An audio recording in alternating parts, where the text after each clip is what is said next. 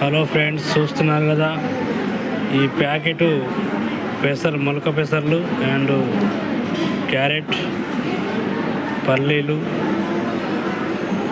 ఇవి హాల్యా బస్టాండ్లో దొరుకుతున్నాయి. ఒక నోరు లేని వ్యక్తి, మూగ వ్యక్తి అమ్ముతున్నాడు. కేవలం 5 రూపాయలకు ఒక ప్యాకెట్ మాత్రమే.